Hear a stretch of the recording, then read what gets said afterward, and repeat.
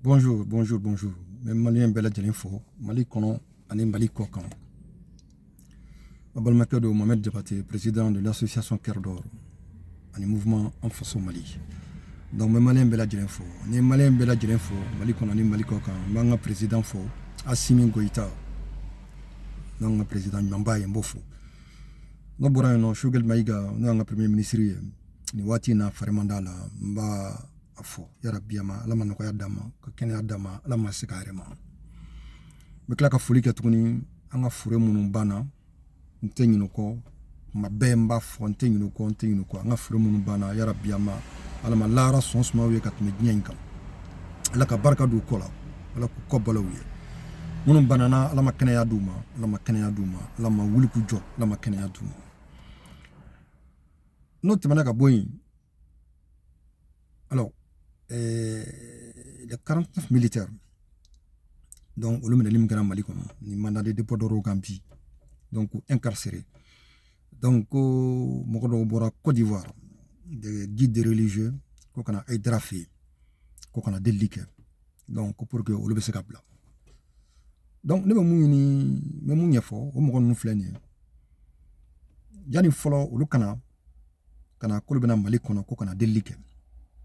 Donc, le tout m'a follow. Kapma Alassane fait. Kapma Alassane ga autorité fait. Kapma Ivarion fait. Barça. Alassane ga autorité Mali, autorité droya. Alassane ga autorité Mali, autorité la gauche. Au Borala. Côte d'Ivoire population et Mali population n'est comme Mali population droya. Anga artiste voulait la capta concert Côte d'Ivoire, la gauche, la droya. Donc, Côte d'Ivoire population, le tout a don, quand on famille clé. Côte d'Ivoire ni Mali, le cas a don quand on famille clé. Mali et Côte d'Ivoire, Ivoirien et Mali là. Certes, même Nasr, Mali et Côte d'Ivoire, nous kachra, mais Ivoirien et Mali. Mais on a côté flabé là, on a côté flabé fait. Au cas de Mekaboui, Côte d'Ivoire autorité. Donc, Mali, les 5 colonels qui sont à la tête du Mali. Alassane Ouattara, comment faire? Et les Kanko don, il y a élément Congo don, il y a gouvernement Kanko don, qu'on 5 colonels nous te mana comment faire. Donc, à Menansi ni, abo mou proféré, abolo fait un numbolo. Donc, abeshika Menansi ke, kaklinga Menansi ke, Menansi teta yoroshi. No kumeta yorolao, ay Menansi ke kakeo. Si ça mou inculpé avec un mandat de dépôt d'aucun, maintenant si n'a pas de manière. Donc, même mon foi Alassane, mes guidous blacatade, mes musulmans blacatade, mes chrétiens blacatade, même manamanakan. Et bien, il y a des benakana, à s'y me voir, et bien, à mon fils, ou bien mon petit frère, j'ai pas raison. Les Jotala. Tous mes excuses. Il y a des excuses présentées. Donc, en fonction de ça, ni assimé des chanta, assimé des chanta. Non, t'es qu'à fort de coca guide religieux blacana, colocana malikono, coca délicat. Au guide religieux, nous, au locamani, assimé nous bla. Parce que guide religieux, on a. Avec bon assimé, ni soldats, nous, tiabedo, assimé en union, en patriote, union. Parce qu'en tenant son digne qu'on a caqué. Parce que Mali n'est Mali fan n'est Mali banena, Mali la gauche là par les Ivoiriens. Faut que tu un artiste ou la gauche, ou la moloya. Donc, en tenant ce qui vient à couiller, ou inculpera, mandat d'arouka, ou be juger de. Dien de bar don, mouna Mali kono, dien de bar don, dien wa kalama, Côte d'Ivoire be mouno fait Maliko, la faut dien cardoni. Donc, c'est guide religieux là, nous, n'a kana aidera fait, kokata assimi délit.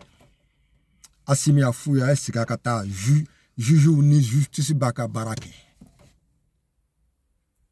Oteouli. Donc, nous, les Maliens fait. La fois passée, nous avons eu l'élite. Nous avons eu vidéo là, vidéo nous font que nous manifesté devant l'ambassade du Mali à Abidjan. Ngoma ngomunu me Mali kono ni nunu tara kata manifester devant l'ambassade du Mali à Abidjan ngaw refana ka wuli kata manifester devant l'ambassade du Mali à Bamako, devant l'ambassade de la Côte d'Ivoire à Bamako. An kana sigi diɲɛ kɔnɔ an faso ka lagosi an sigilen ɲɛna an badenw an kana sɔn ma diɲɛ kɔnɔ an kana sɔn ma an fɛnɛ ka wuli an ka wuli cɛ fara muso kan an bɛɛ ka kelen an fɛnɛ ka wuli ka taa manifester mais pacifiquement devant l'ambassade de la Côte d'Ivoire à Bamako k'a yir'u juge de b'a ka baara kɛ tribunal de b'a ka baara kɛ jugement de bɛ kɛ délit t'a la foyi t'a la. C'est 49 militaires là, ou te bla bi, ou te bla sini, ou be ta tribunal là. Ni tribunal là ira koube bla, ou be bla. Ni tribunal ko koute bla, ou te bla. Les Ivoiriens ne vaut pas mieux que les Maliens. En tout cas, que Maliens ne couillent que ta Côte d'Ivoire, que Ivoiriens ne couillent Maliens miatant. Au final, que kuma were djien kono, ok me jugani ne, ali ni djien kun jigina, Ivoiriens ont Maliens soldats non bla. Pourquoi mou ta bla? Parce que ko delika. Ate bla. Assimi ou te bla bi ou te bla sini ou be bla ko kelen noron là nous tara tribunal là ni tribunal koko ils sont innocents nous blalo là ou blalo là en tant que mata tribunal là de tout bla ou te bla en patriote ko ku te bla bi ou te bla sini donc ba yini be fait mo ni vidéo sur ka partager à manaka réseau fin ni a sur ka partager réseau beka pour que Assimi me se kan mais les 5 colonels ou se kan mais quand patriote ko ku te bla ou ta jugé au tribunal de là. Voilà. Donc, mais Assimi fo. Ba fo bi, ba fo sini. Baram nge Mali kono, mokoshima ke Mali kono. Baram nge kan en famodi bo boala. Keita boala, Assimi munge mokoshima ke. Yara biyama alisa ala ko baranyma ala ka jidi Mali kono, ala ka keta nyeta Mali kono.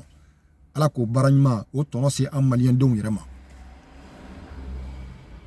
Donc, on est même fait bi ka nyefon nyina. Malien dembe ka wuli ka ke chekelinye ka jira Asimuna nunu te bla bi ou te bla sini ou ta tribunal la wo be juger ala ka Mali deme ala ka na Mali to janfala ala ka Mali deme ala ka Mali bonogola ka Mali ka yere amina ya rabbi merci.